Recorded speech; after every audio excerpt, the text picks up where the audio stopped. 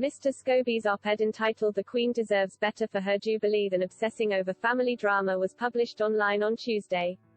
It comes ahead of the monarch's Platinum Jubilee celebrations in June, during which working members of the royal family are expected to join the Queen and younger royals on a balcony at Buckingham Palace for Trooping the Colour. While absent for Trooping the Colour, non-working royal family members such as Harry, Meghan, and Prince Andrew will be invited to events including a service of Thanksgiving at St. Paul's Cathedral. In the article, Mr. Scobie describes the decision about who or who will not appear on the balcony as fuss, adding that the news to only invite working royals should not have come as a surprise to some. He pointed to Prince Charles' decision to limit family members appearing on the balcony at the end of the Queen's Diamond Jubilee celebrations in 2012. Mr. Scobie added that the Platinum Jubilee balcony arrangements solve the dilemma of keeping Prince Andrew at bay. He wrote, "Sources say Prince Andrew was eager to stand by his mother during such a poignant and sympathetic scene. Instead, the appropriate image being presented on June 2 is a lineup of part-time and full-time working family members who are all responsible for continuing the Queen's legacy beyond her reign. Makes sense to me." He went on to suggest that the omission of Harry and Meghan from the balcony lineup has been presented as a snub to the Sussexes, adding that stories about the couple being dramatically cut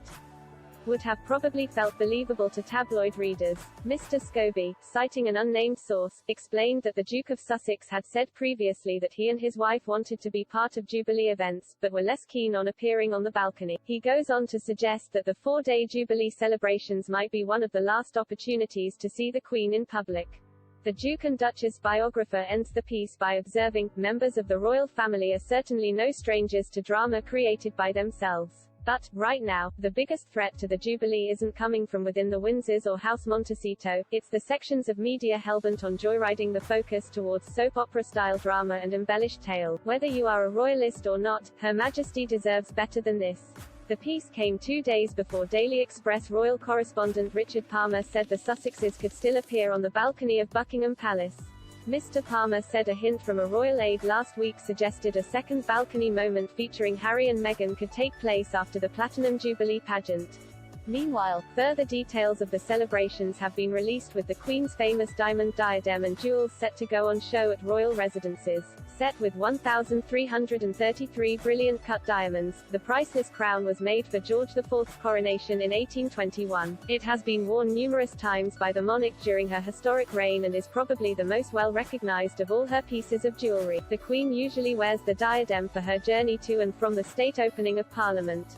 It will be on view with other historic jewelry in the state rooms of Buckingham Palace during the Royal Collection's summer opening from July 22 to October 2 as part of an exhibition exploring the Queen's accession.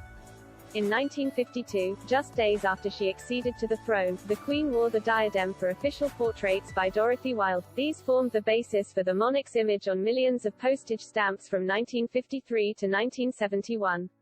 A selection of 24 of Wilding's historic photographs from the sessions will also be on display.